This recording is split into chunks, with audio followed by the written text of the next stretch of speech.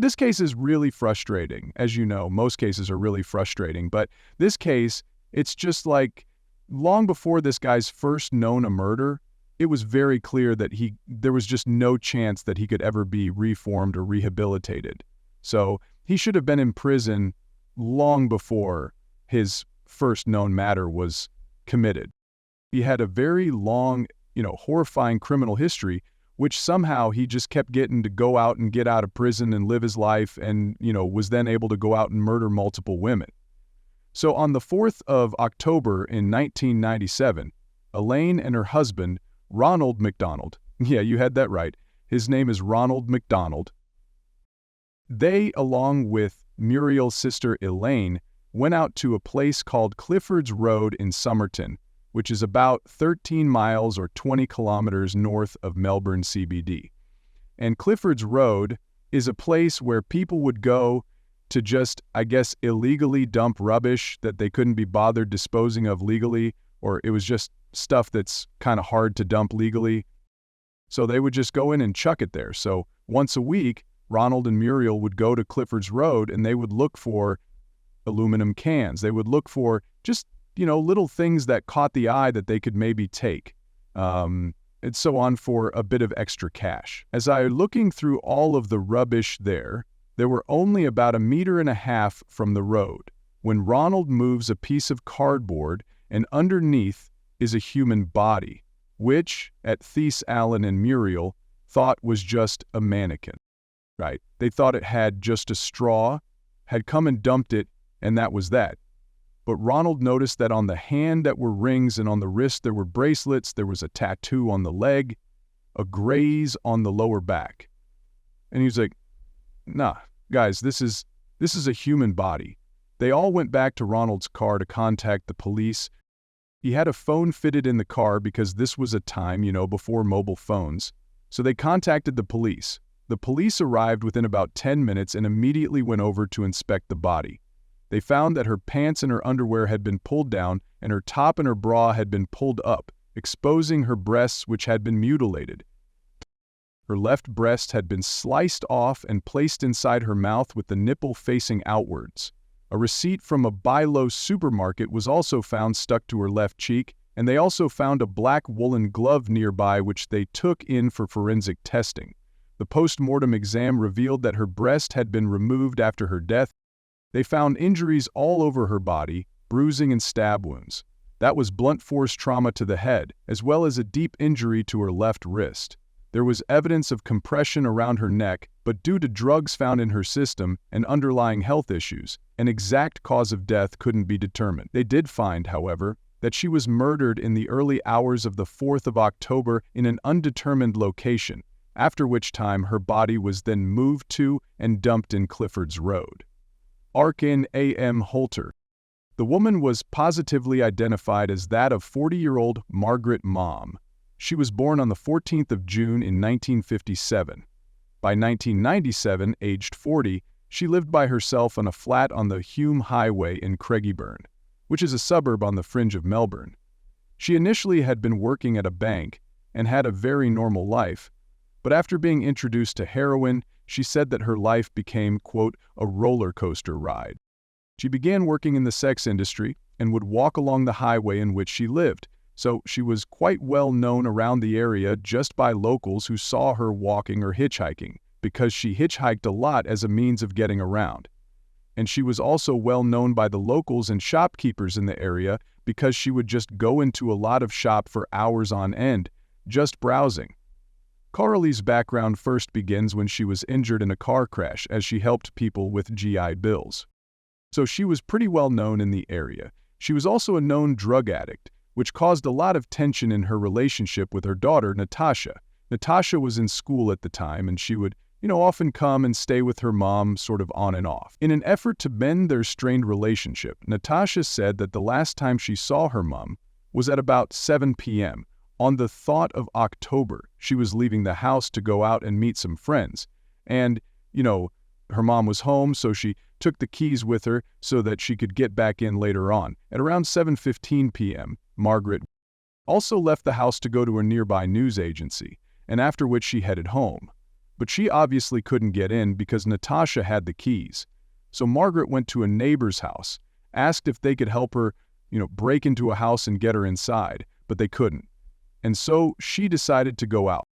At 7:45 p.m., a witness saw her hitchhiking on the Hume Highway.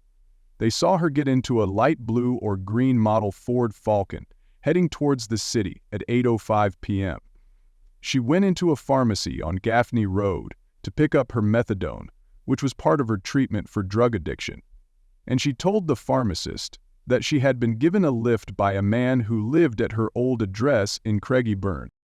After this time, she was then seen at the Broadmeadows Shopping Center, and she was there for a few hours just browsing, which, like I said, is something she did often. The shopkeepers knew her. One shopkeeper said, "Quiet. She would often come and shop for hours on end. She would never really bother anyone." So all of these sightings verified, right? That locals there, shopkeepers, they know her. Margaret is. And the last time that she was ever seen alive was at 12:15 a.m. A witness saw her leaving the shopping center and walking in the direction of Pasco Valley Road. She had shopping bags with her, which were filled with, a mix of items. But the shopping bags and these items were never found. And this was the last time that Margaret Marshall was ever seen alive. The 40-year-old was under a cardboard sheet, her clothing partially removed. The body had been mutilated. The left breast had been completely severed. A special task force named the Mikado Task Force, consisting of 7 officers, was formed to look into Margaret's murder, as well as a few other cases that had happened around the same time in Aria. The task force spent 11 months trying to solve the case before it was shut down, and Margaret's case went cold. On the 1st of November 1997, less than a 15-minute drive from where Margaret's body was found on Clifford's Road, another body was discovered, this time in Faulkner Cemetery. The body was that of 25-year-old Messina Hall. Master Messina was born on the 17th of February 1972 to parents George and Christina.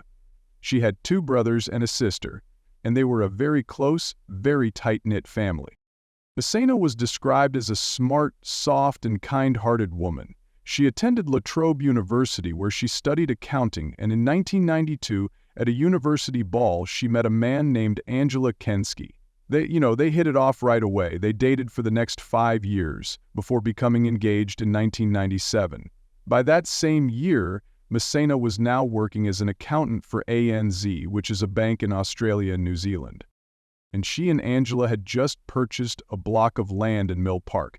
So everything was just going really well for them. They were this young, happy couple in love, and they had dreams of building their dream house on this block of land and living a long, healthy life together, having a beautiful family together. On the 31st of October, Messina stayed at Angela's parents' house, and she stayed there until about 3 p.m., at which time she left. She took Angela's car, which was a red Ford Telstar, and she drove it to Faulkner Cemetery to go and visit her grandmother's grave. This is something that she did every fortnight. She came from a very close-knit Greek Orthodox family, so she would go there and she would bring flowers and she would pray over her grandmother's grave. So this is something that she did every fortnight, and she was able to do it with the great help of her grandmothers. At 6:45 p.m., her fiancée, Angela, got home, and Messina still wasn't there. And as hours and hours went by, he began to get really worried, because he knew that her early plans that day had been to go to the cemetery, and then she was meant to come home. They were meant to have dinner together, and so he and his dad at 4 a.m. went out to the cemetery. And when they found his car, the red Ford Telstar that she had taken in the car park there, they immediately contacted the police. The police arrived at the cemetery, and at 4:35 a.m., they escorted him into the cemetery to look for her, because of course it was locked by this time. So they escorted him in there, and that is when they found the body of 25-year-old Messina Vargas. She was found on an empty plot near her grandmother's grave, slumped between 2 headstones. Her murder had been an extremely violent and bloody one, and she had been attacked from behind as she placed flowers on her grandmother's grave.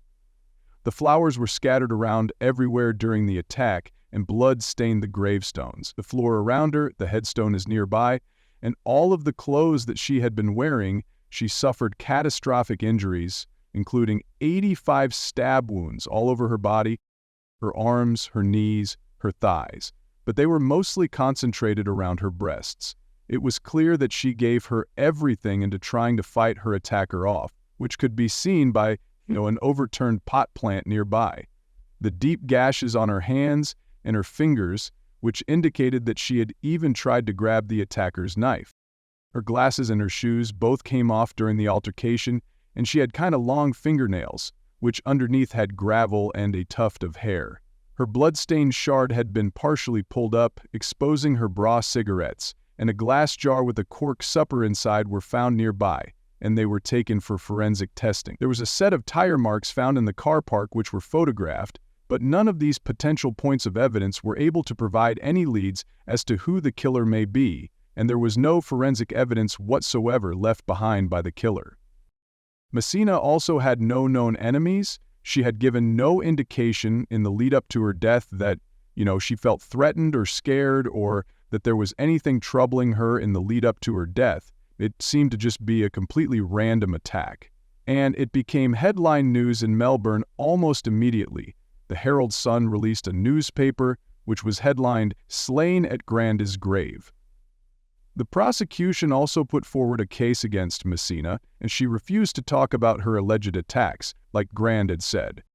And then underneath that was a subheading which said, "Police fear a random attack." She was determined to have been married at around 4:30 p.m., and this was on a Saturday. This was broad daylight on a Saturday at a busy cemetery. So police believe there had to have been some sort of witness, somebody who saw her, at some point. Now, according to the surviving witnesses, the prosecutor said for the hearing would have, in quotes, few options, remember, with some tributaries. And so they did a press conference with her family to appeal to the public for any information, for any witnesses to come forward. Her father, George, said in this press conference, quote, "Every day is nothing but misery in our house. There has to be someone who knows something or suspects something. It's not going to make me feel better, but at least we would know who did it." And sure enough, there were, many witnesses who came forward after this public appeal who had been at the cemetery that day. The last person to see missing or alive was a woman named Elva Hayden. She worked at the tea rooms within the cemetery. And at 3:47 p.m., she saw Messina the flowers that she had taken to her grandmother's grave. There were many witnesses who came forward to report that they had heard screams at the cemetery at around the time of missing this matter. So around, 4:03 p.m. The screams were described as initially being piercing screams, multiple piercing screams, which became more and more subdued. Eventually they turned into moaning before turning to silence.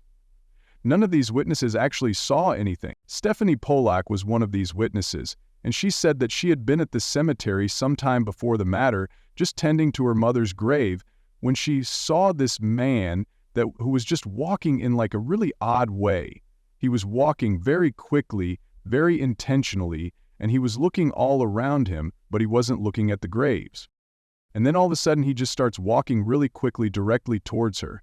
And it freaked out so much that she immediately just got up and went straight to her car, and he actually followed her to her cabin. Thankfully, she had locked all of the doors before he got there. She said quiet, "He stood very close to my car and just looked at me." Footnote. I was very frightened.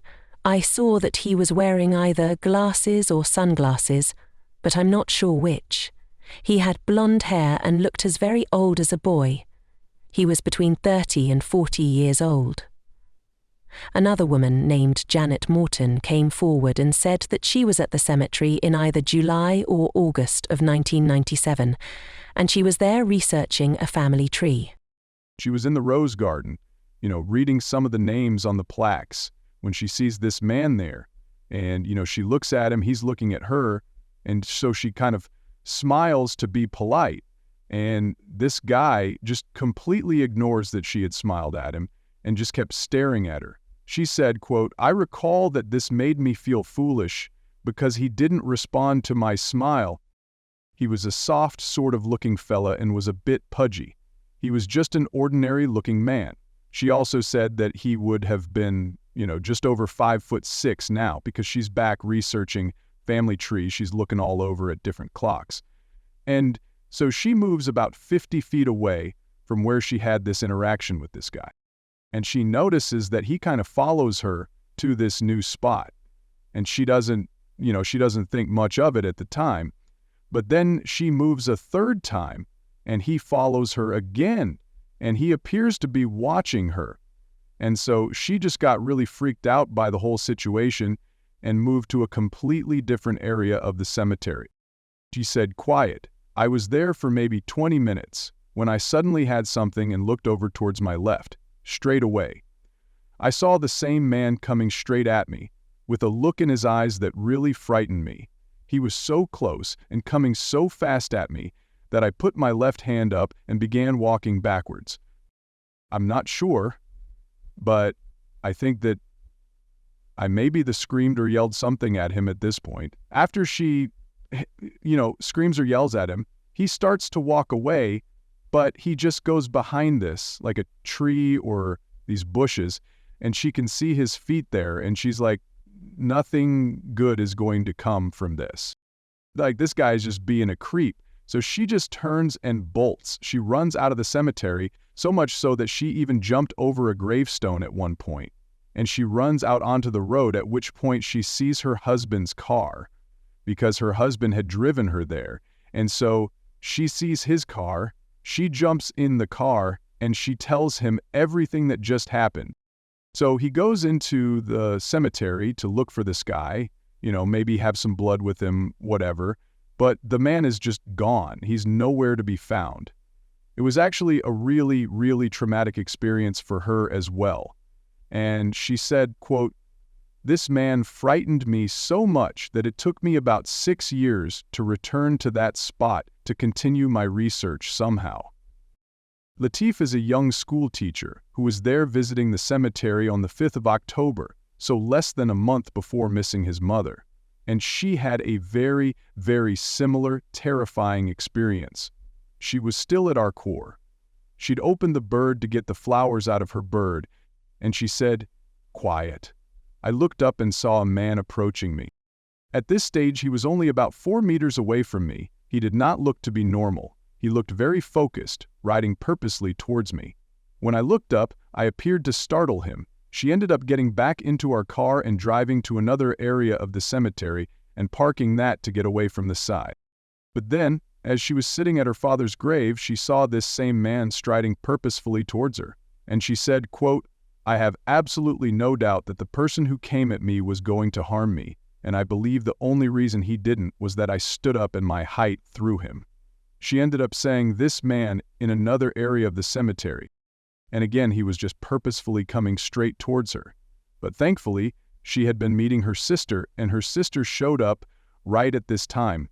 The man saw the sister and then just pretended to keep walking past her, as if he hadn't just come at her 3 separate times. Now, she described the man as a white man between 45 and 50 years old. She said he was about 5'8", stocky, and had a bulging stomach. She said that he had a short gray hair with a receding hairline, and said while he didn't say anything to her, the look in his eyes was terrifying.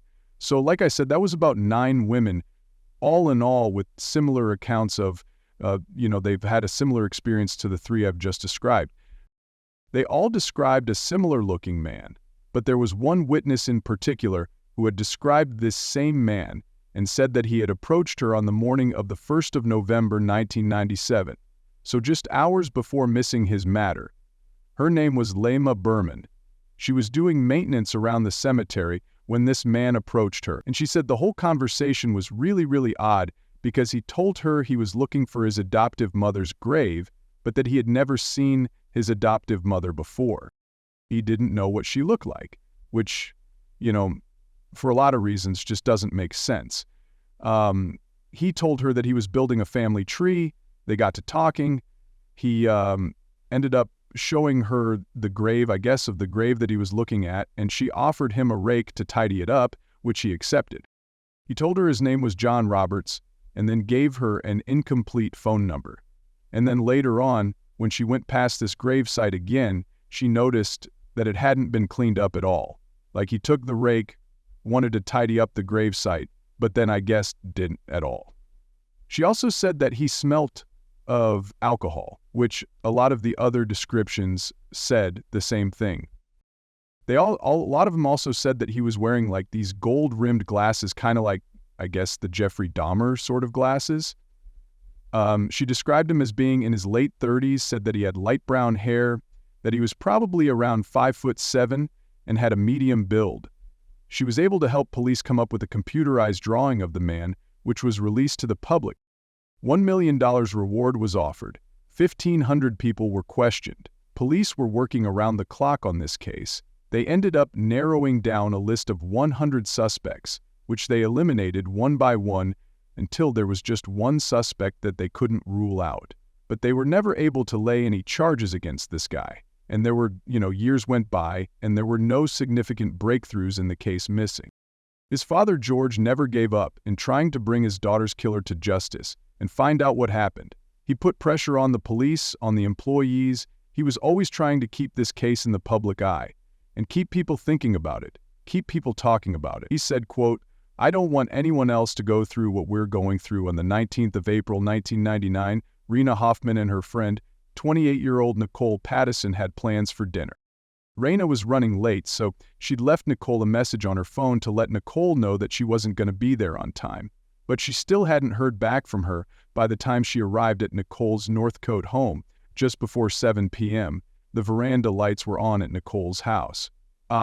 Rena goes up, she rings the doorbell, and Nicole's dog's Rainin calls the compound to him for help, as he said she'd hit him with a log like a single barrel, and Nicole calls 911. But Nicole didn't answer the door, despite Rena ringing the doorbell multiple times. Eventually, she forced her way into her friend's apartment, and like I said, the lights were on. There was music playing, but there was no sign of Nicole. She called out for her, but Nicole didn't call back, so Rena made her way through the house. She went into Nicole's home office, which is where she found her friend's body lying on the floor in a crucifix position. She was covered in blood, the floor around her was covered in blood. She was found naked from the waist down, with her underwear still around one of her ankles. A dark piece of cloth had been neatly folded and placed beneath her heels, slightly raising them off the floor. The only items of clothing that she was found wearing was a bra, which was pulled up above her breasts. And it was kind of loose, it wasn't on properly. And then she also had this yellowy orange type of singlet which was covering her breasts. Nicole immediately ran out, runs into the living room to grab Nicole's phone to call 0, and the operator asked her to go and check if Nicole was still breathing.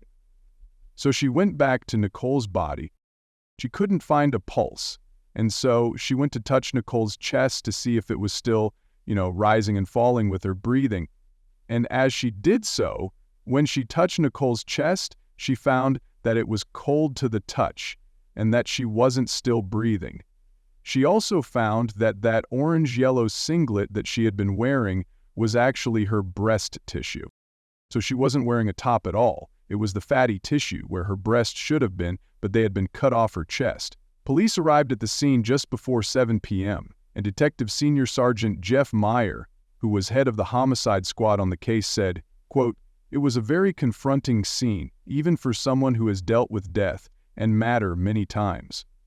Joaquin's nickname. There were no signs of forced entry into the house. All of the doors and the windows were locked. Bloodstains were found on the exterior of the front door and the hallway on an interior door jamb, which indicated that the killer had gone through the house after the murder. And it also appeared that they had tried to clean up after themselves.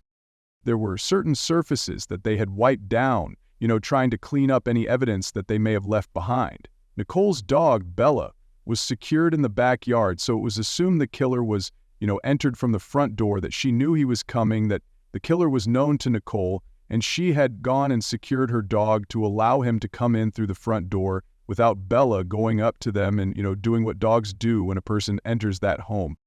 In Nicole's office, they also found 2 coffee mugs, along with a tray that had a pot of sugar, a jug of milk, and a tipped-over coffee pot on it, which just further indicated that the killer was known to Nicole. They had gone into her home office to have a cup of coffee before he then proceeded to attack her and kill her. He also worked from home as a psychotherapist, so it was safe to assume that this was potentially one of her clients, considering they were found, like I said, in her home office. One of the most important things that they found at the scene was, again, it was in her home office. It was her diary. And that was an entry from 9 a.m. on the day of her murder, which read, Malcolm, and then a phone number next to it. Now, of course, the investigation into Nicole's matter got underway immediately, and police went out into the street to question her neighbors, to see if anyone had seen or heard anything. And all of her neighbors were completely shocked that not only something like this could happen in their street, but that it would happen to Nicole, because they all knew Nicole as this young, happy, kind woman. Nobody had actually seen anything. But 2 of the neighbors did hear screams coming from Nicole's house. One witness said that they were walking past Nicole's house at around 9 a.m. that day when they heard a female voice yell, "You think twice." They said it didn't sound like she was angry. It sounded like she was maybe upset at the person she was yelling at. He couldn't say for sure if it was Nicole, but he assumed it was because it was coming from her house. He also said that he didn't look into her house because he just assumed that it was a domestic argument and he didn't want to be a sticky bee. I decided that for my $4, the Domino's topped this sweet. The other witness, which was also a neighbor who lived on the street, said that at around 9:30 a.m. that morning, he went out onto his, terrace veranda area for a cigarette, which is when he had a female scream coming from the direction of Nicole's house. It sounded like this person was hurt or in pain, and so he decided to stay out on the veranda for a couple of more minutes, which is when he saw a man walking with what he described as a sort of intent tennis. But he didn't recognize this man as anybody who lived on the street. Police went on to question friends, family, colleagues, anybody that may have known Nicole, to learn more about her, to understand what may have led to this. Nicole Patterson was born in Melbourne on the 28th of May, 1970. She was born to parents Pam and William and had 2 older siblings, Kylie and Andrew. Her mom, Pam, said, Nicole was quite a brilliant baby, the best any other mother could have. She also said, quote, she was always smiling and laughing. Nikki was just a lovely, fun-loving, very intelligent child. She was very passionate and compassionate. She was an extremely smart and talented girl in all aspects. Her mother said, quote, everything she did well. Whether it was academic or sport, she was emotionally stable and never exhibited any anger. She was quite the opposite, actually. She could see goodness in everybody and wanted to help everyone in need and solve the problems of the world. End quote. In grade 3, she won a full scholarship for her schooling at Methodist Ladies College. She excelled at swimming, dance music. At one point, her parents even thought she would become a musician because she was so talented at playing the flute.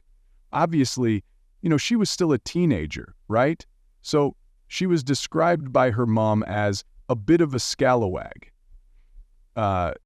She was lively, she was mischievous, she loved playing pranks on people. Once she finished high school, she went on to attend Ruston College, where she completed a Bachelor of Education in Psychotherapy courses, and she went on to pursue a career in psychotherapy because she was always very passionate about wanting to help people. Nicole's friend Rena Hoffman, the one that actually discovered her body, they had met in psychotherapy courses, and Rena described Nicole as quiet and extremely integral friend, very supportive and trustworthy.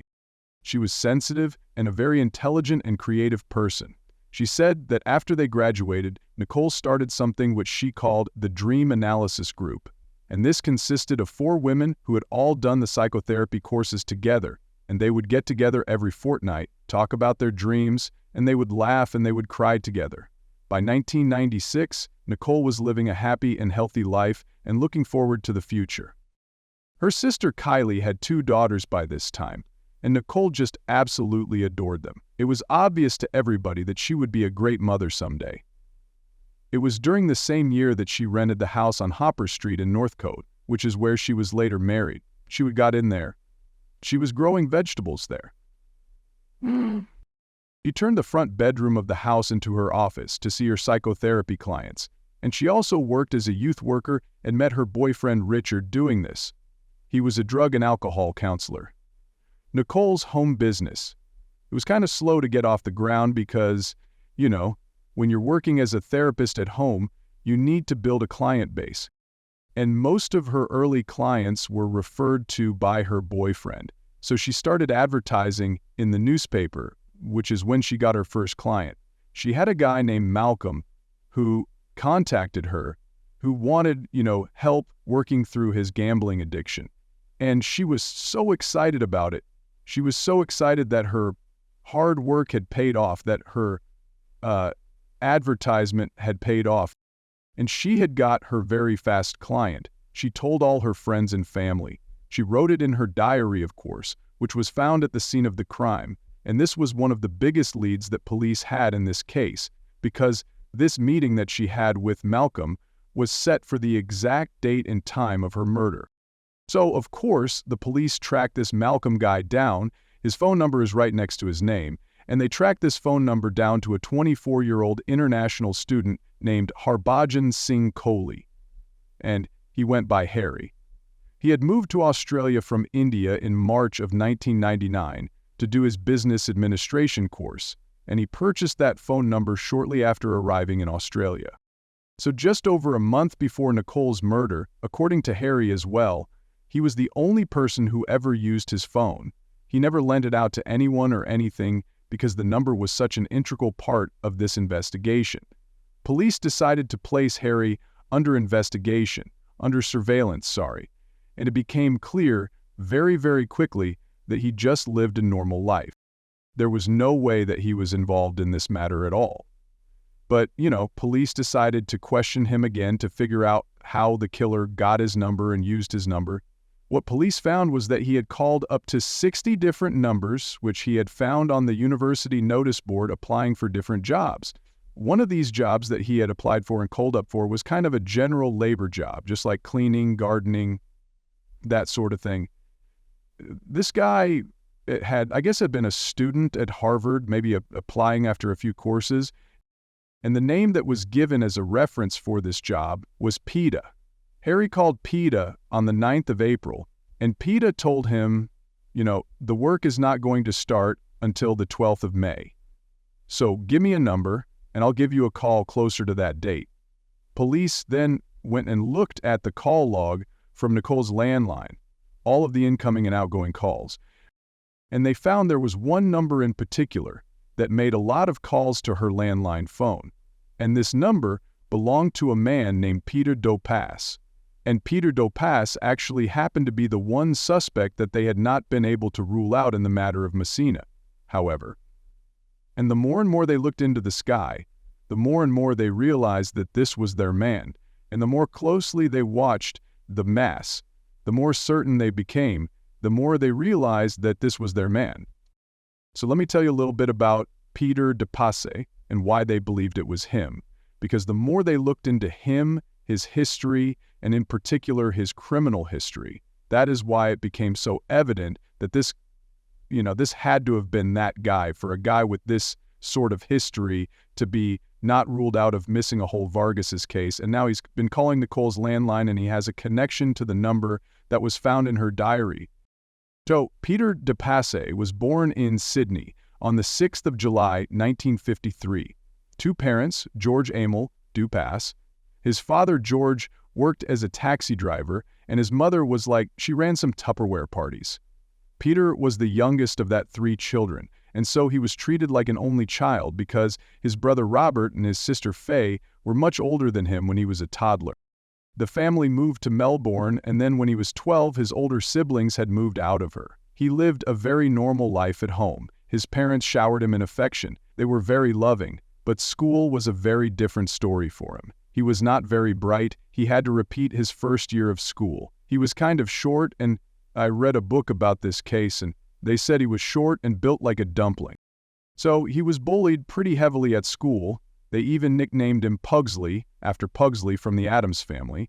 He also had the appearance of female breasts, which were, I guess, a big insecurity of his. And I mention it because it may have been what led to him mutilating and removing the breasts of his victims during school. He really didn't have any friends. He didn't talk to any other students inside or outside of school, except for when he was in fights with them. He would get into these little scraps with kids that would bully him. And it wasn't long before his violence started to escalate to more than just, fights in the schoolyard. In 1968, when he was 15 years old, he was living with his family in Mount Waverly, and they lived next door to a young couple. On the 3rd of October, he went round to this next-door neighbor's house, and the 27-year-old mother was home with her 5-week-old baby. He asked her if he could borrow a knife so that he could go and help his mom peel some vegetables. And of course, he's like this 15-year-old kid still in a school uniform, and he goes in to say, "Hello, here is a knife," and waits for her to yell out for him to put it in his mouth, She doesn't think a thing about it. She goes to the kitchen, she grabs in the knife, and within seconds of her handing him this knife, he just comes at her and starts stabbing and slashing at her. He gets her down onto the ground and starts straddling her wall, just, crazily stabbing at her. This woman said, quote, "He had the handle in his hand and the blade was pointing at me. He then lunged forward at me and made a stabbing movement on my stomach with the knife. He did not say anything, and I was saying, 'Peter, what's wrong?' We struggled violently then for a long time. Almost straight away, he knocked me down on the floor and fell on top of me.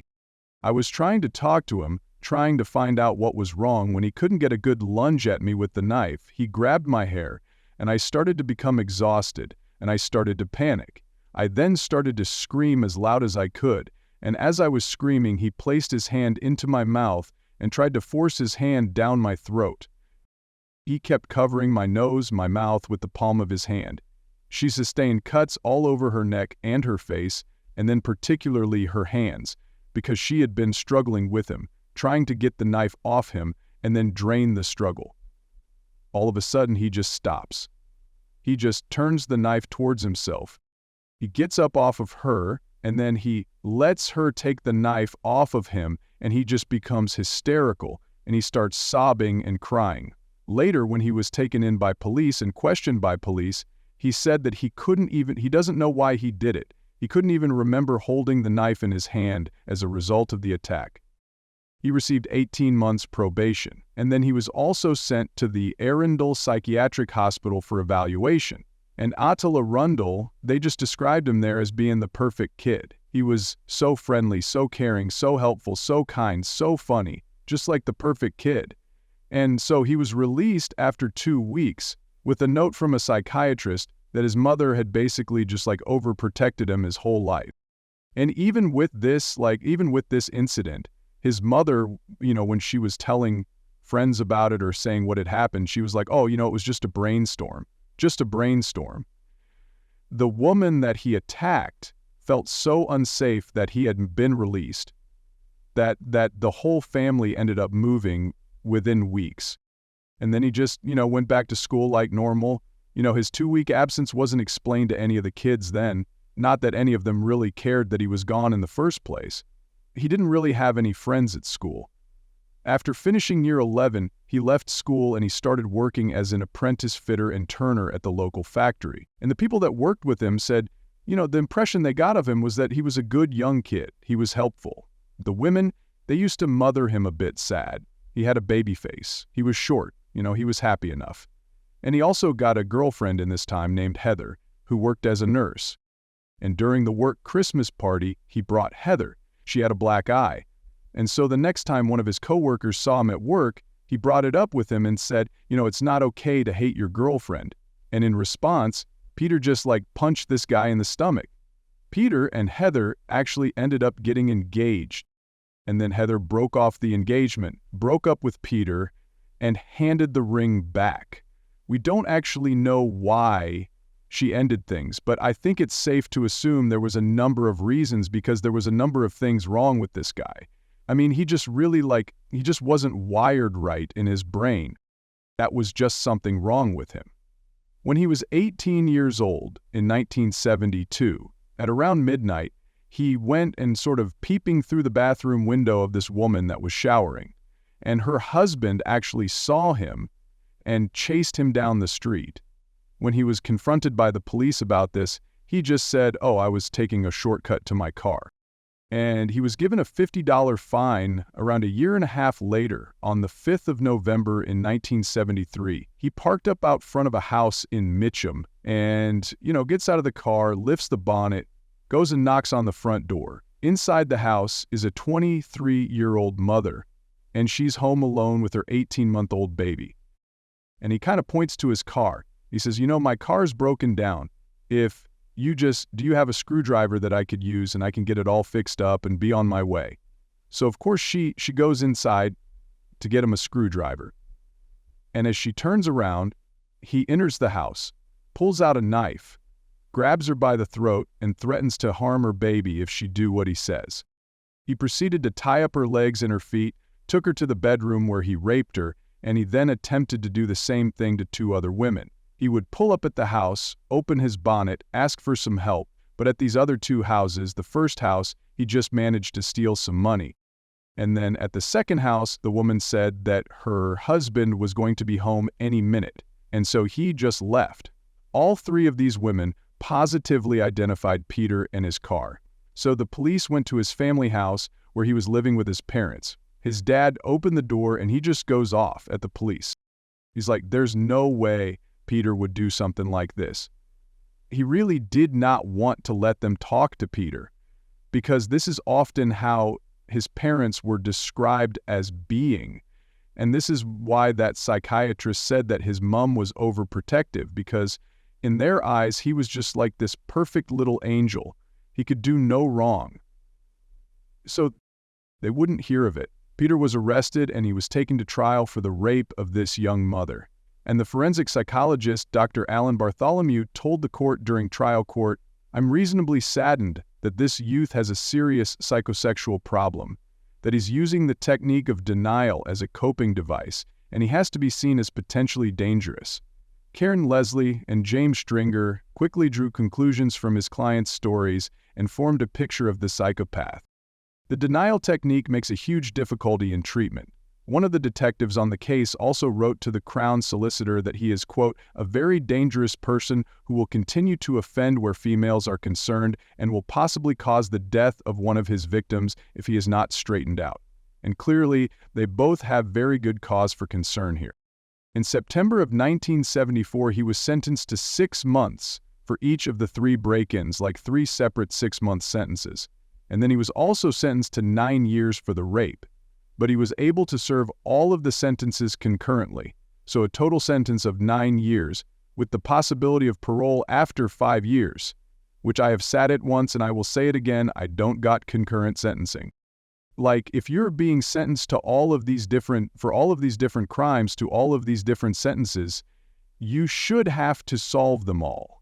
Like, I just don't understand it, and I will never understand it. And also 5 years for rape is crazy, especially because I looked it up. The maximum time for rape in Australia is 25 years, and this guy has done it before. He's attempted to do it before, he'll do it again. It's one of those sentences that there is really a high rate of reoffending here. So 5 years is it's crazy to me. So he was 26 when he was released from prison in 1979, and he moved back in with his parents, who are now living in Frankston, which is about 54 kilometers or 34 miles southeast of Melbourne CBD. Within 2 months of his release, he attacked 4 other women over a 10-day period. On the 9th of November at 11:30 p.m., he raped a woman in a public toilet block in Frankston. He wore a balaclava, he had a knife, and he told the woman that if she didn't do as he said, he would stab and kill her. At one point during the attack, other people entered the bathroom and he put the knife to her throat to prevent her from talking. When Peter later read this victim's statement, he wrote a little note at the bottom of it that said, "I've read the statement, and I'm sorry it happened. It's all true." 2 nights later, a woman was walking down the street when a man wearing a balaclava started chasing her. She ran out into the middle of the street and started screaming, and this man started gesturing for her to be quiet. When she wouldn't be quiet, he ended up running away, and this woman later identified Pete as balaclava. Peter also later admitted to being in the area with a balaclava and the intent to rape at 9:15 p.m. on the 18th of November. An elderly woman was walking down the Nepean Highway in Frankston when she was grabbed from behind and forced to the ground by a man wearing a balaclava. This man told her that if she screamed, he would kill her. He then attempted to remove her cardigan, at which point she started screaming. The man then stabbed her in the chest wound, which would require 14 stitches, and then the man fled. The next night, a woman was walking along Dandenong East Road when Peter, wearing a balaclava, jumped out from a vacant plot of land. The woman started screaming and Peter immediately ran away. He was arrested shortly after this, and he told the police, "Quiet. I waited in the bushes and the lady came along. I saw her coming and I put on my mask and jumped out at her. I wanted to rape her." He also told them that during the first attack he wore balaclava when he entered those toilet blocks. "Quiet, because I was going to find a woman to rape." He said in another interview, quote, "I've had a problem for about 6 years. I'm glad I got caught. It all started again about 2 weeks ago. I don't know if it was because my girlfriend left me or what it is. I just find it hard to mix with people, and I haven't had many friends." By mid-1980, he was convicted of rape, malicious wounding, assault with intent to rob, and indecent assault, and he was sentenced to just 6.5 years, with a minimum sentence of 5 years. And everybody who worked on this case, aside from the judge who sentenced him to this, I guess was totally shocked, because everybody on this case knew it wasn't a question of if he was going to reoffend, it was a question of when he was going to reoffend. This was clearly a dangerous man, and this is what I was saying at the start of the video, that this is a frustrating case, because in what world is 5 years a reasonable sentence for a man who was just attacked 4 women 2 months after being released from prison from raping a woman and attempting to rape 2 other women? This is a man who has been committing crimes since he was 15 years old. There's no chance that this guy can be reformed, that he can be rehabilitated. All the psychiatrists now are saying, it's going to be very, very hard to rehabilitate him if it's possible. So, I mean, really, it was just 5 years. It's insane. It's insane. I don't know what the judge on this case was thinking. So he was released again on the 27th of February in 1985, aged 31, and on the 3rd of March, 1995. So 4 days after his release, he attacked another woman. This attack took place in Blairgowrie Beach, which is another 50 kilometers south of Frankston. About a 21-year-old woman, she just wanted to go to the beach, enjoy a nice day at the beach. She put her stuff down, and she went for a walk along the water, and there's some rocks, I guess, along the water. And she passed Peter, due past, and made a comment to him "Oh, be careful, the rocks shop." He didn't say anything. She ends up going back to where all of her stuff is, and he follows her over. That makes a few mumbling comments, at which point she gets up, she tries to walk away, and he grabbed her. He forced her down onto her stomach, held a knife to her throat, and said, "If you make any noise, then I will kill you." She didn't want to speak to him. She was ashamed and humble. And he proceeded to rape her after the attack. He then offered her a lift, asked her if she wanted a lift home, which of course she didn't, and he fled the scene. After he left, this woman saw 2 men walking nearby, and she went up to them to report what had happened. One of the men took her to her car to look after her, while the other man ran after Peter. But he'd had too much of a head start. He couldn't catch up to him. The man who had taken her to her car, he was driving along the road himself after all of this. And that is when he actually caught up to Peter in his car. He saw him while he was driving, got out of the car and grabbed him, handed him over to police. On the 28th of June, he was sentenced to 12 years in prison with a minimum sentence of 10 years. And the judge on this case said, quote, "On the evidence which I have read before me this morning, that seems to be a very good chance, if you were at Lodge again, that some other girl might suffer in the same way." End quote. Now the question is, what can I do? I've got that dreadful example of what did happen in front of me. There's a strong probability of your reoffending, that the recidivism rate in cases of your type is between 80 and 90% or even higher. For this reason, the judge suggested that when he is released, he'd be put on this treatment called Depo-Provera. It's a medicine, basically, that is supposed to reduce offending related to sexual fantasies by up to 70 to 80%. Apparently, during this time in prison, Peter attempted to take his own life twice. And it was also during this prison stint that he met a woman named Grace McConnell, and she was 16 years older than him. She worked as a nurse at the hospital. She had 4 children and she was divorced. And she described Peter as the model prisoner. She said he never caused any problems. They really started to bond, and she felt bad for him. She started to see herself as a mother figure to him. And, she felt bad for him because she felt like he was really depressed in prison. And she thought that she could help him, that she could help rehabilitate him, help him to become a normal person, a functioning member of society. They would just talk all the time about everyday things, about life, about feeling, is about dreams. The more they spoke, the more Peter became infatuated with her, and eventually he ended up confessing his love to her and proposing to her. And she accepted. So they got married in 1987 in Castlemaine Prison. Grace explained that, she felt this obligation to kind of see it out for his time in prison, and that hopefully by the time he was released, he would be a normal person, which, of course, he, was anything but. During their time together, he ended up requesting to move prisons away from her, and she believes that he did this in an attempt to isolate her, to get her to move out there away from all of her friends and family, which, of course, she did. She moved out there for him. Peter became very, very possessive.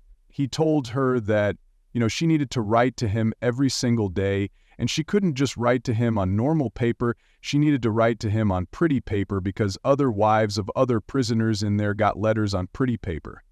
During one of her visits, she brought a friend's 3-year-old son, which I thought was really interesting.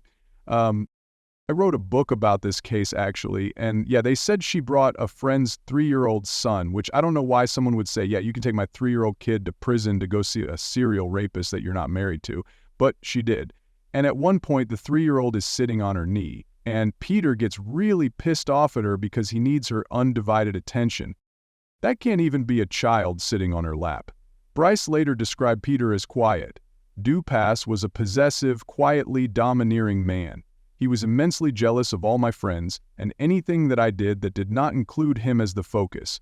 In 1990, Peter's time for parole was nearing, and psychiatric reports at the time indicated he was still a risk to society and would still take a considerable amount of time until he was ready for release. In that time, similar risks were repeated several times during his time, only in the margin reports at the time until he was ready for release. But Peter, of course, felt he was ready. He told the parole officers that he had been attending different programs to prepare him for release, and also claimed that being married had given him responsibilities he had never experienced. So in March 1992, after serving just 7 years, 39-year-old Peter DePass was released from prison. He and Grace moved in together and lived in a place called Wood End, which is about 70 kilometers north of Melbourne. They consummated the marriage. Once he was out of prison, Peter didn't want to do it while he was in prison because he felt like it was a private thing that should be done in his own home. So once he was out, they started having sex. Grace described their sex life as very basic. She said that she would quite go through with that as a sense of responsibility until eventually she reached the stage where she just couldn't even bear to have him touch her. She did say, however, that during their time together she never saw Peter have any sort of sexual fantasies. She never saw him with any crazy desires. She never saw him with porn or anything like that, either because of his criminal history. He wasn't able to get a job that would earn him any kind of money, so they lived off Grace's income.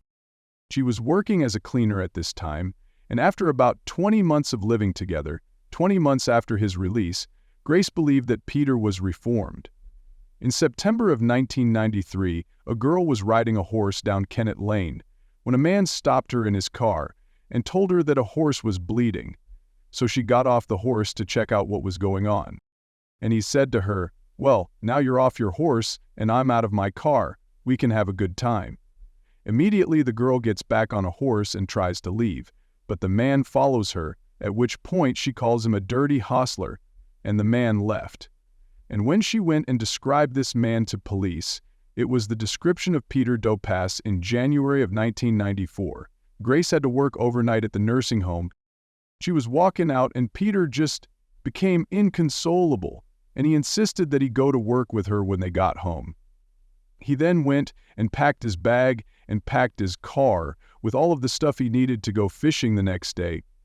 But in this bag he packed things like a balaclava, a knife, masking tape, condoms, a plastic sheet, a shovel. The next morning on the side of Jan, with all of these items in his car, he headed out not to go fishing, but to a caravan park. And like Epilogue, wearing a balaclava and holding a knife, he entered a public toilet block and forced his way into a cubicle with a young woman. This woman later told police, quote, "As I was sitting on the toilet, the door pushed open and I tried to push the door shut and said no. The next thing that happened was that I saw a hand and a knife come around the door, then a body, and I immediately stood up and tried to push the knife away from me with my left hand and received cuts to my middle and ring fingers and the palm of my left hand. At this stage, the male person was standing inside the door of the cubicle. When I tried to push the knife away from me, I felt my hand become wet. He then tried to turn me around and was repeatedly saying, 'Just turn around.' My babies, in shorts at the stage, was still around my ankles. She went on to say that she kept telling the man how frightened she was. She kept asking him what was going on, and eventually he forces her out of the cubicle, and miraculously he lets her go, and he flees himself. So she runs out to all of her friends. She tells her fiancé, who just happens to be an off-duty police officer, and they attempt to chase after Peter on foot. But Peter gets into his car. He's driving a blue Ford station wagon, and he drives off. So they run back to their car, and they get into a high-speed chase with him. And thankfully, Peter ends up spinning out. So they catch up to him, they go over to his car, open the door, force him out of the car, and force them onto the bonnet of his car with his hands behind his back. And they kept him there with his hands behind his back until the police arrived. He was taken a trial for this attack, and the girl that he had stopped on her horse actually attended this trial. And she was able to identify Peter and identify his blue Ford station wagon for the attack. And like Epilogue, he avoided a rape charge due to a lack of evidence, but he was convicted of false imprisonment for this conviction on the 21st of November. In 1994, he was sentenced to 3 years and 9 months with a minimum term of 2 years. The sentencing judge called his previous conviction and his criminal history breathtaking and said that he was clearly a serious sexual offender and that this was clearly a sexually motivated crime. But because he wasn't being convicted of a crime of a sexual nature, he couldn't take that into account in his sentencing. He also said the fact that the attack was short and that he voluntarily let her go was an important consideration in his sentencing. The woman that he attacked told journalists that because of this attack, she felt scared. Even walking down the hallway in her own home, she felt scared going to the toilet at night because of Peter and because of what had happened. Grace was completely shocked to hear about all of this. She thought that he had been fishing. So, once she found out about this crime, she divorced him. And she said that when they were together, he was a self-obsessed, needy, lazy slob. She also sat at court. He insisted that he was in love with me and that he could come out of himself and become a normal person. I agreed, not out of particular love for this man, but from a sense of responsibility to helping him become a useful member of the community. In my mind, our relationship was mother and son, which is kind of a weird thing to say about someone that you were having sex with, but I don't know, Barb, I don't think we can justify that one. Anyway, so in September of 1996, at age 43, Peter was once again released from prison. After serving just 2 years, he moved into a flat in Brunswick, which is in a northern suburb of Melbourne, and shortly after moving that, he met a woman who lived on the same street as him.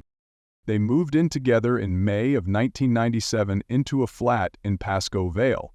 He got a job working at a furniture factory, but after complaining of some sort of injury to the wrist, he started making furniture from his own garage.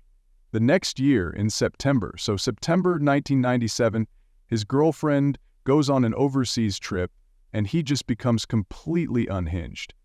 In his summers, however, he started hitting physical lashes at his wife Faith, who later told the police he was going to kill her with a knife.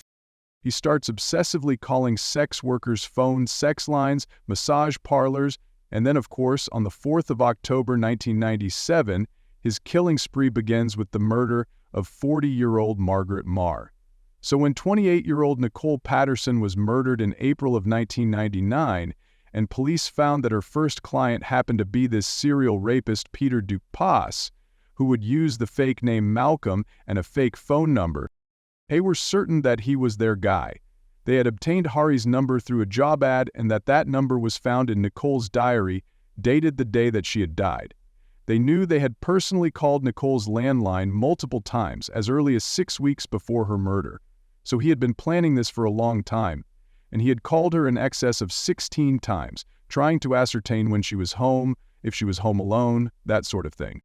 On the 22nd of April in 1999, the police tracked him down to the Excelsior Hotel in Thomastown, and he was arrested that day, taken down to the station for questioning. One of the first things they noticed when they took him in for questioning was that he had 2 scratches on his left cheek, and he claimed that this was a result of doing some woodworking in a shed. He said a piece of wood from his life hit him in the face, but searches of his heart found that he didn't even have a life. He denied Nicole. He denied having anything to do with her matter because, he couldn't have done it if he didn't know who she was. He later admitted that he actually did give her a fake name and a fake number because he wanted to do a session with her to, try and work out his sexual issues, but that he later canceled the session. He told her that he was going to walk through it on his own, thinking it was professional. She would never have the dog in the house. Of course, when she was seeing a client, he used the false name, and he used a false name, but those details were in a diary of Nikki's, and per se, even though he did go through the house, he missed them. So yeah, he did his best to disguise the crime, but not enough. So while he's at the station being questioned for police, there's obviously a whole team out searching his apartment, and in his wheelie bins they found 13 pieces of newspaper, which had writing on them. One of these pieces of newspaper read, "Nikki 9 more." And of course, Nikki was Nicole Patterson's nickname. He had a meeting with her at 9 a.m. in the morning. So they assumed, morning, another scrap of newspaper had her address written on it on some of the other scraps. He had written the name Malcolm, he'd written the name Harry, and he'd also written part of a phone number. When these scraps of newspaper were analyzed and the handwriting was analyzed, they were able to confidently say that this was Peter Dupas' handwriting at his house. They also found a copy of the Herald Sun from the 21st of April, and on the front page was a photo of Nicole. And Peter had obviously ripped a tear through her face. Also at his house, they found a yellow PVC tape, which matched a PVC tape that was found at the scene of the crime. They also found a blood-stained green jacket, which had a black balaclava in the pocket.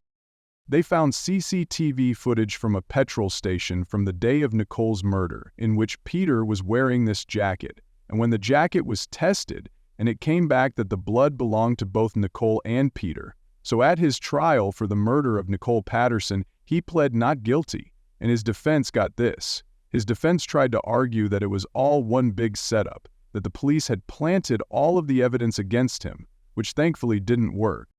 And on the 22nd of August, 2000, after 3 hours of deliberation, he was sentenced to life in prison without the possibility of parole. The sentencing judge, Frank Vincent, said, quote, "The prospects of your eventual rehabilitation must be regarded as so close to hopeless that they can be effectively discounted. There is no indication whatsoever that you have experienced any sense of remorse for what you have done, and I doubt that you are capable of any such human response at a fundamental level." As human beings, you present for us the awful, threatening, and unanswerable question, how did you come to be as you are? During victim impact statements from Nicole's family, the diary of Nicole's 8-year-old niece was handed to the judge, and there was a page there where she had written, quote, "I used to be happy, but now I'm sad because Nikki's dead, close quote. She also wrote something that would single-handedly destroy most. Quote, Nikki's band of crazy after-school programs and icy assassin coach, Nadia is the evil one. She's in heaven with God.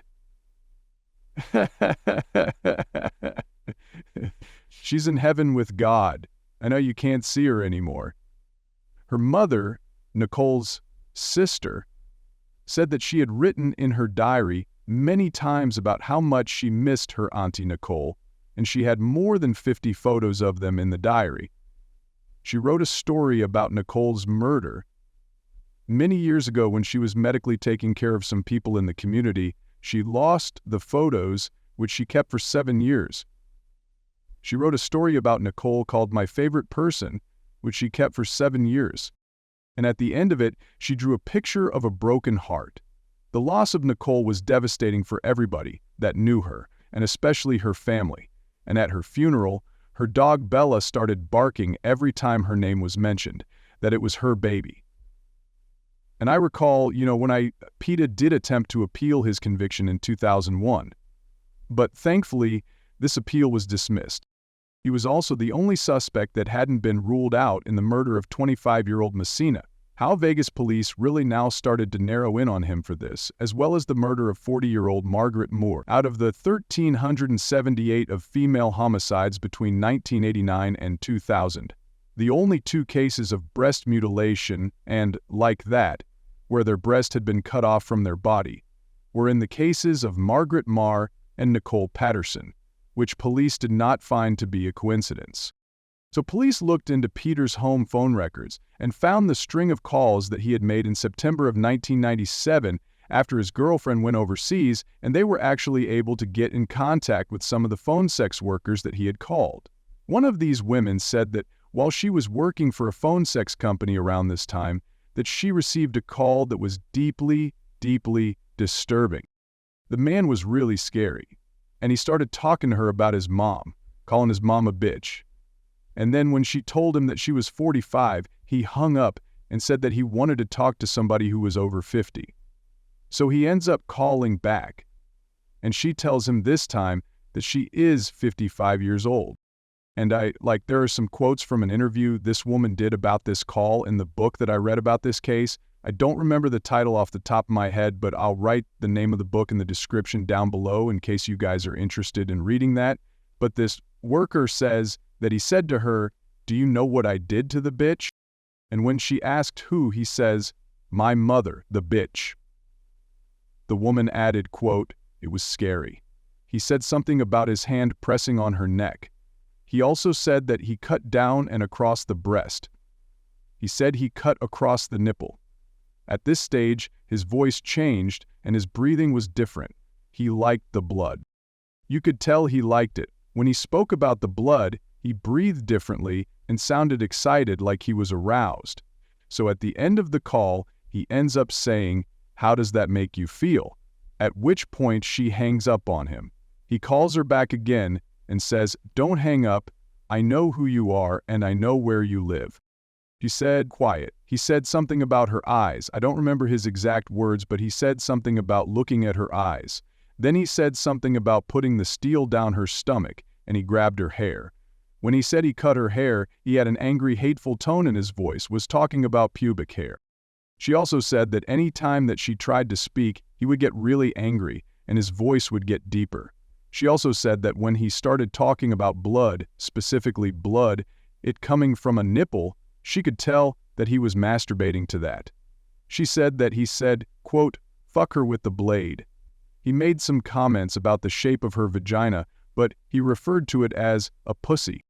She said that she ended the phone call by calling him a sick prick, and then she tried to hang up the receiver, but I guess it didn't go down properly, because she could still hear him and she heard him call her an old cunt, at which point she was just so terrified she just never wanted to hear this guy's voice again. And she actually pulled the whole plug for the phone out of the wall. Police also tracked a call that he had made to a tarot card reader who had advertised in the local newspaper. They spoke to her and she said that when he called her, he was talking to her about issues that he was having with female relationships and sexual desires. And it was to the point, like it was creeping her out to the point that she was like, look, I really think that you should seek some professional help. And he told her that he had, and it wasn't working. And he just started asking to meet with her and said, can I be alone with you? I want to meet with you alone. And she just kept telling him, no, I'm not going to meet with you now. I don't want to see you, because she was just getting very weird, scary, creepy vibes from him. But that whole phone call with the tarot readout was very reminiscent of what happened with Nicole Patterson, in that he found the advertisement in the newspaper, called her up and tried to make a meeting with her. But in this case, he wasn't able to meet with the tarot reader. So on the 6th of August 2001, police, and I'm bringing him in for questioning in relation to the murder of Margaret Marr, and he denies knowing her, he denies having any involvement in her matter whatsoever. But he does provide DNA samples to the police, which they go and test against the black wool and glove that was found near her body when her body was found at Clifford's Road. And lo and behold, his DNA was found on that glove. Now, despite having all of the evidence, they believe they needed to convict him of the murder of Margaret Marr.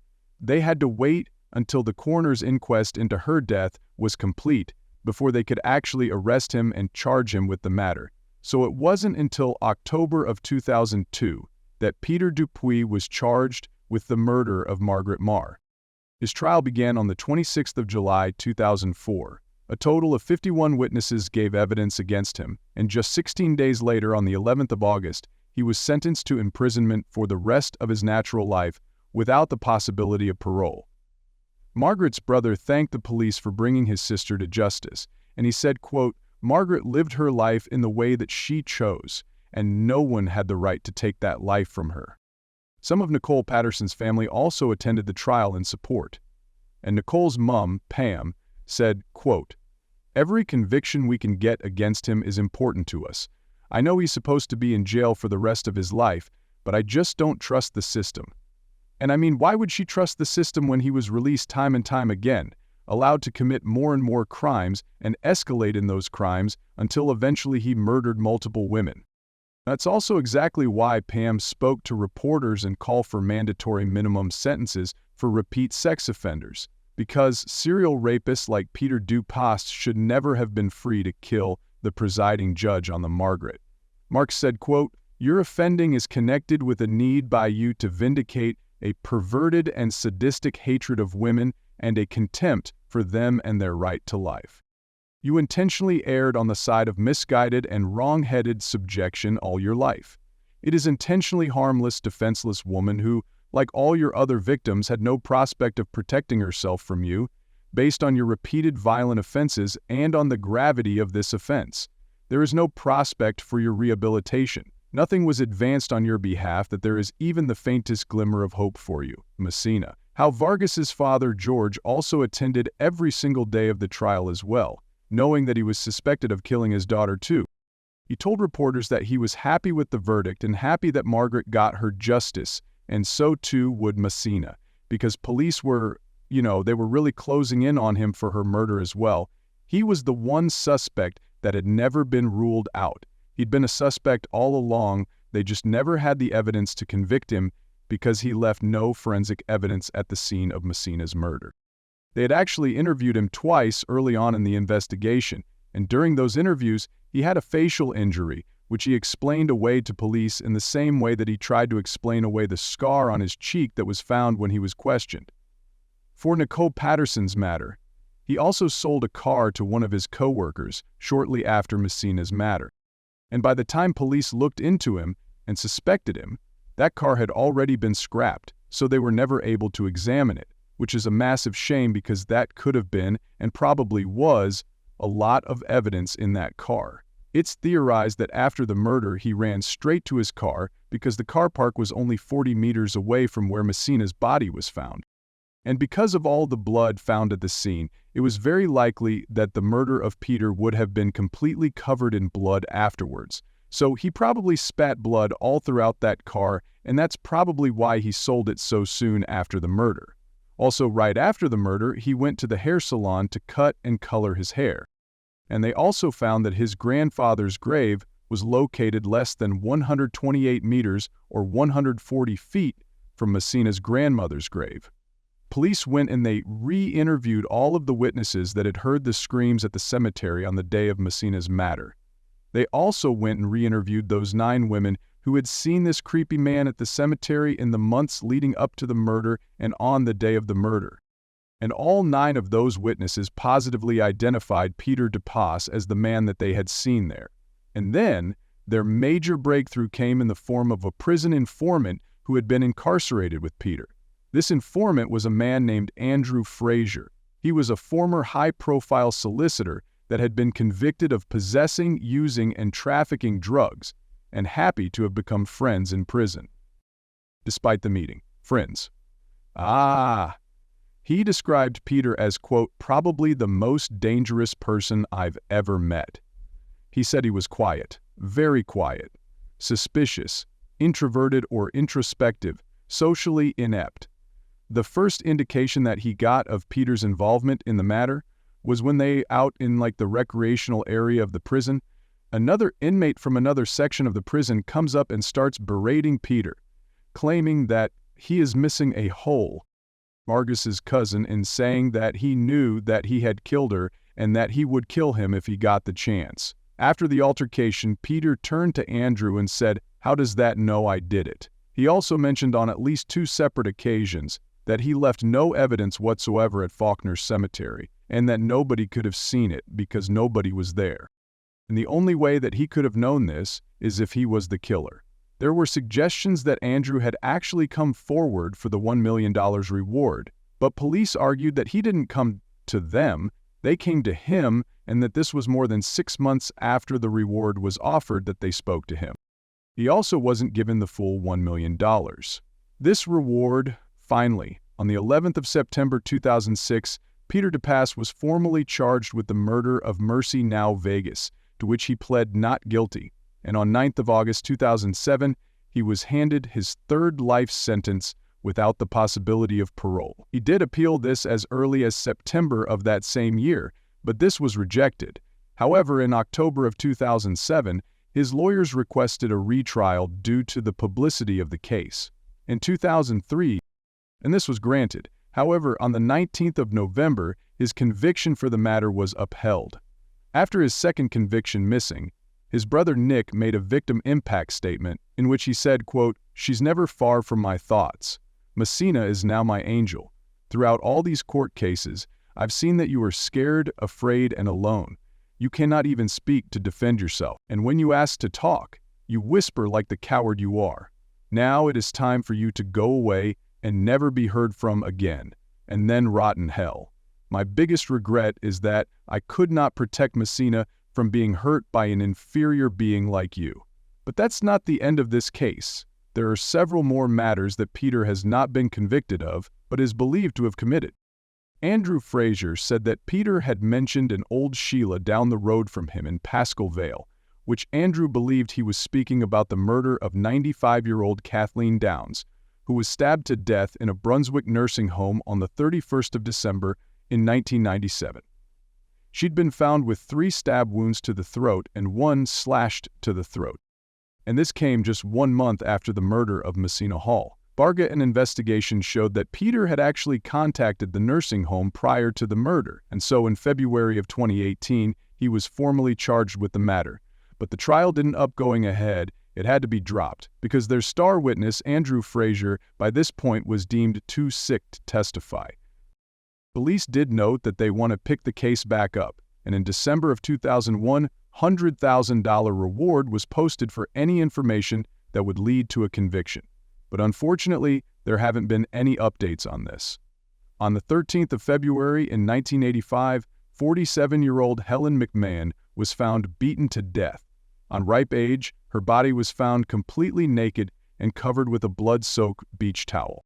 This method of murder wasn't like any Peter DePass prior crimes, but he had attacked another 21-year-old woman in nearby Blairgowrie Beach on the 3rd of March. And if you remember, it was thought that he was released from prison the 27th of February. So, 2 weeks after Helen's matter, however, it was discovered that he was actually on a pre-release at the time. Finally, Peter is also thought to be responsible for the murder of 31-year-old Renita Brunton On the 5th of November in 1993, she had gotten married just 6 months before her murder, and she was stabbed 106 times in the kitchen of a clothing store which she owned in Sunbury. A friend of Anita's later told police that she had been doing some private counseling at the back of a shop and that she had been talking with a previously violent sexual offender. Sunbury, so located that at the time of the matter, Peter had been living in Wood End, which is less than an hour's drive from Sunbury, and the murder also fits his M.O. He was able to provide an alibi for this murder, but he's always remained a suspect in the case, and the case still remains unsolved. I would play to the person, perhaps, who has done this, to think about what they've done, and you need help. But that's everything. That's everything for this case. I know it's a big case. That's why it's so dark now in my video, because I have been filming for 4 hours and 53 minutes. It takes me a really, really long time to film these videos, and we only have about 5 hours of sunlight in London at the moment. Yeah, so I need to figure something out. I got to get some lights or something because it is dark. But yeah, that is, for this case, it is a really, devastating case. The loss of life in these women, everything that their families and their friends had to endure going through this, knowing what happened to their loved one. And not just that, but the women who will be traumatized for the rest of their life because of the other attacks they survived. And honestly, it's really, really frustrating because, I told you this case was super frustrating because he really should have been in prison for a lot longer for a lot of his prior crimes. He really shouldn't have been out on the streets and able to commit these matters. It was very clear that he was just escalating. It was very clear that there was no world in which he could be reformed or rehabilitated. So it's a really frustrating, it's a really disappointing case, actually. It's really disappointing that this was able to happen, that there wasn't more in place to prevent something like this from happening. This guy is, really, he's a piece of shit.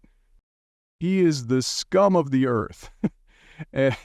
And it's devastating. It's devastating, really. And that's why these cases are so important to talk about as well, because it's to talk about these things and show that, things do need to change. There are things that really need to change to protect women in these situations.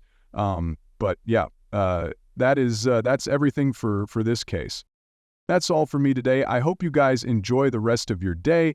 I hope you enjoy the rest of your week, and hopefully I will see you in my next video. Bye, guys.